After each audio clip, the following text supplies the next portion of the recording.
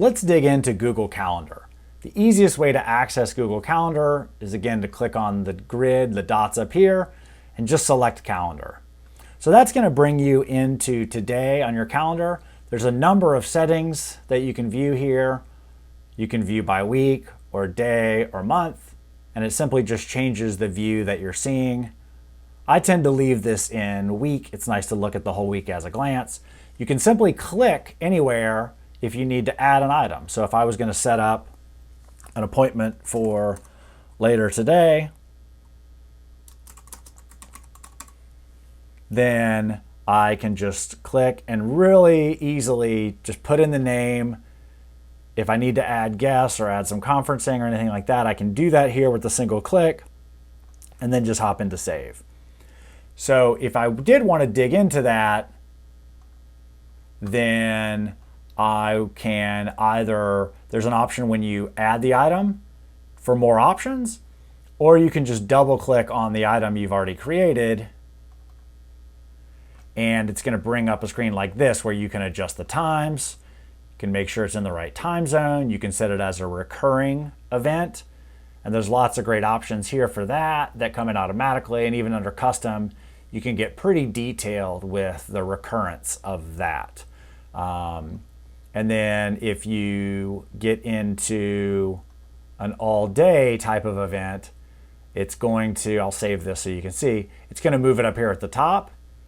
Just be careful to note that if you don't need a certain time and you need it in that day, important to note if it's marked as busy or free on your calendar. If you use any sort of scheduling service, that's going to block out the entire day. So just be mindful of whether that's set to busy or free.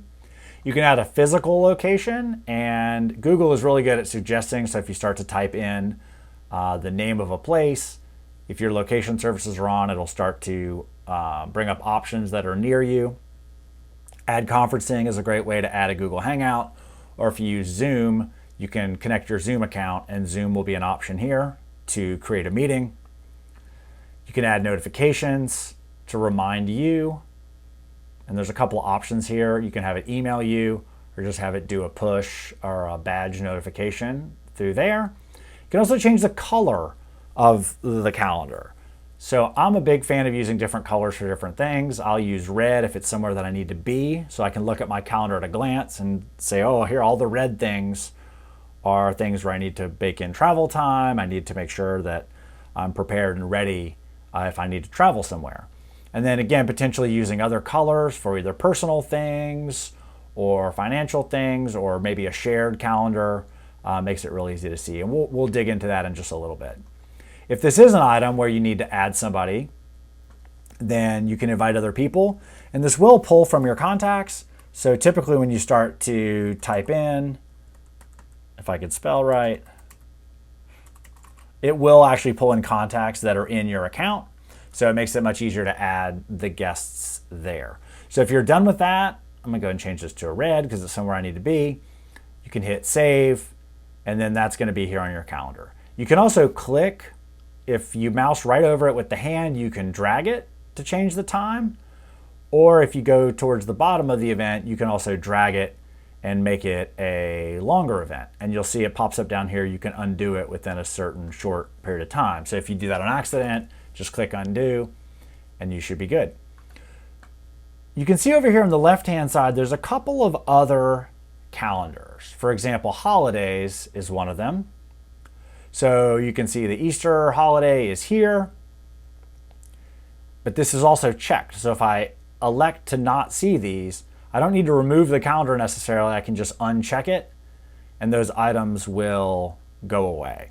So those, in essence, having different layers to your calendar could be a great way to use a team shared calendar, which we'll get into in a minute, or just simply to view specific calendars at a specific time. If you don't want to see birthdays or tasks or some other things, you can just look at any one specific calendar just by checking or unchecking that box. So for example, if I click here, then I can make that item just not appear on the screen. It hasn't done anything to the data for that.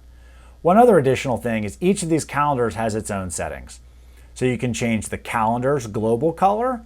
Now in this case, I changed it to orange. And so you can see it's created a little orange bar here. But because I designated the event to be red, the event is going to be red. But now that I've changed the default calendar color to orange, when I come in here and just create a new event, it's going to be orange. So now everything that I create on that calendar by default is going to be orange. And if I want to create an event on a new calendar, let's just say I've already developed a new calendar over here. Once you click on that, there should be other options to, actually there aren't any other calendars yet, but I would just click here. There would be a drop down that would have all my other calendars, and I could easily move this event to another calendar. So let's dig into the settings just a little bit here. So click on the gear like in all Google tools and click on settings, and you can pick your language, your country, your time zone, which you'll probably want. Any other options, default duration of your event. So when you just create a new event, do you want it to be 60 minutes or 30 minutes or 15 minutes? Speedy meetings is an interesting feature that shortens all your meetings, 30-minute meetings by 5 minutes and longer meetings by 10 minutes, just to give you that gap and try to make the most of your time. There's a couple of permissions here as far as default invites when you add those, notifications. Not a fan of having sounds for the calendar. And then just other view options, one of which is just which day of the week does the calendar start on. I like to start mine on Mondays. And you can set custom views and other calendars, as well as if you wanted to pull in events from your Gmail. For example, when you book a flight, if it sends you an email, it'll pull that information, the time and date of those flights, into your calendar for you. And you can still modify those events, add reminders, change the colors, but this is a good feature that you may want to have turned on. So while we're in settings, let's dig into creating a new calendar. So if I go here to add calendar, I'm probably going to want to create a new calendar. If someone's generated a calendar and sent it to you, you may want to subscribe. But otherwise, if you're creating a calendar, let's just say a shared team calendar in this particular case.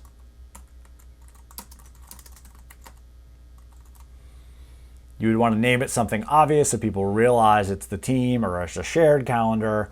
Add a description if that suits you, and then hit create calendar. So that now has created a new calendar, and I can go here to configure it, and it's just going to basically bring me back to these same settings. You're probably going to want to make, unless everyone is on the same domain for your company, you may want to make this public, and it gives you this warning. Obviously, it technically is searchable. I don't know that people are out there searching other people's calendars, but I'd be really careful to not put new sensitive data into your calendar invites. But you can make it available to the public, and that allows you to do a number of things such as embed or do other things. You can also add specific people down here. So if you really don't want to make it public, you can add specific people down here, and this is going to depend on your domain settings. But for the most part, you just add people even from your contacts here and control their permission levels. If they can create events and even add people to the calendar, or do they just need to be able to see the event, or do they just need to be able to see that something is happening at that time, meaning that you're not available, but they can only see free or busy. It won't show any of the details, the name of the event, or any of the address or any of the specifics of that event. So once you've got that set how you want it, be sure to hit save. You can set your notifications specific to that calendar, as well as your notifications, and also any other notifications you might want to get. So if somebody else does create an event or cancels an event or changes something, you can turn on so you're notified with those as well. This public URL is really, really powerful, as well as the embed code. If you have an intranet site or somewhere else where you can embed a team calendar, this is where you would copy this code, paste it into that format, and then that calendar can display either privately or publicly, depending on where you put it. So pretty straight ahead. A couple of really great settings. I'm not going to go too deep into every setting there, but when you're done with that, click out of your settings. You can go back to your main calendar, and now you can see I've got my shared team calendar. So let's say this event was something that is for the shared team calendar, but I've already created it. I can click on it or double click on it, and now you can see I've got the option to move it to a different calendar. So now I've moved it to the calendar. If I want to change the color, that's the default color for the whole calendar. If I want to change the color, I can, just for this event. And I can also decide if I want it busy or free during that time, as well as adding a location, just like any other event, or adding specific guests. So I'm going to hit save. Oh, it doesn't like that color for some reason. That's interesting. Okay, we'll go with green. Or it's going to go back to gray. So now this event lives on this separate calendar. So other people can potentially see just that event, but they're not going to see items that are in my personal calendar. So again, you'd have to share this calendar at a high level for people to see that. And similarly, if there's a lot of items on that calendar that you just don't need on your radar for a minute, you can just uncheck this box. You won't see the calendar anymore, and then check it again, and it hops back. You can also do the same thing on your other devices. You can actually have this setting per device. So if you want to turn off the shared team calendar, say on your phone, then that's a completely different setting than here. That's just a setting specific to your phone.